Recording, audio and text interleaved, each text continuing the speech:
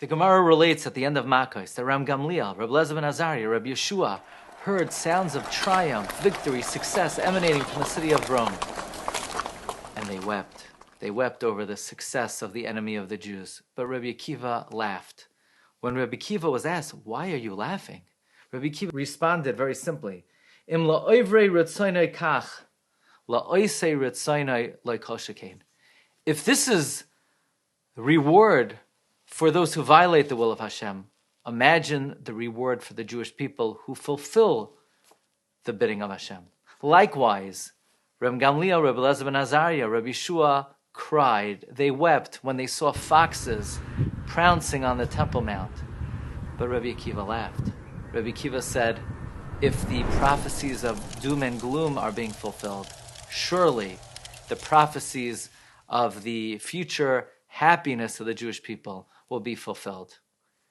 How would Rabbi Akiva look at Tisha B'Av?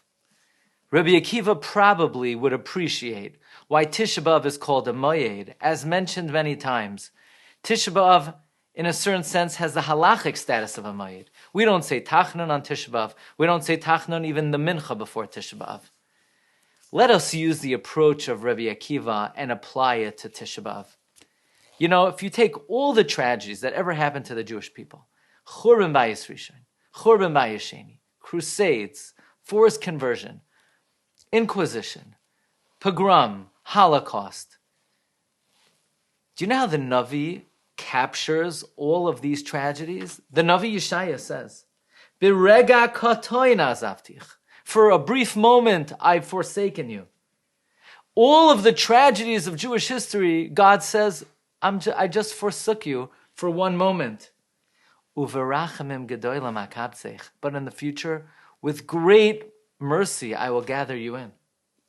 B'shetzef ketzef histarti fanai rega mimech. In fierce anger, I hid myself from you for but a moment. Uvechesed oilam richamtich. But with eternal kindness, I will have mercy on you. All the tragedies, rega katain, a small moment, just a brief, fleeting, passing second.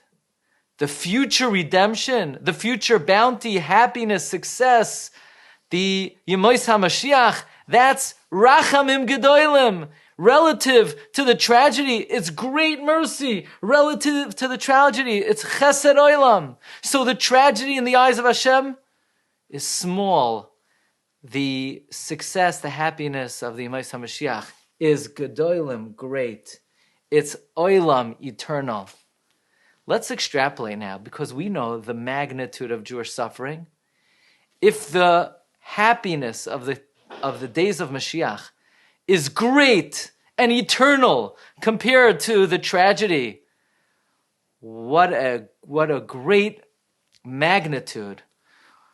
Can we even imagine the scope of the happiness, of the blessing, of the success of the Yemois HaMashiach? Rabbi Akiva would look at a Tisha B'Av, and he would say, if Tisha B'Av in the eyes of Hashem is just rega katan, it's small and it's fleeting, and the days of redemption are great and eternal, then how happy do we need to be in anticipation, in yearning, in looking forward to the days of the coming of Moshiach? So if you want to have a little barometer, what will the magnitude of the days of redemption be like? We could apply the philosophy and the worldview of Rabbi Akiva and say that if all the tragedy in the eyes of the Almighty is just rega katan, and the Yemois HaMashiach is rachamim gedolim, chesed olam, how great will the days of the coming of Mashiach be? And this is a lesson and an insight that we glean from Tisha B'Av itself. Indeed, Tisha B'Av, kara alai moyed. May we all merit to see B'nei Chamas Tzion v'Yerushalayim.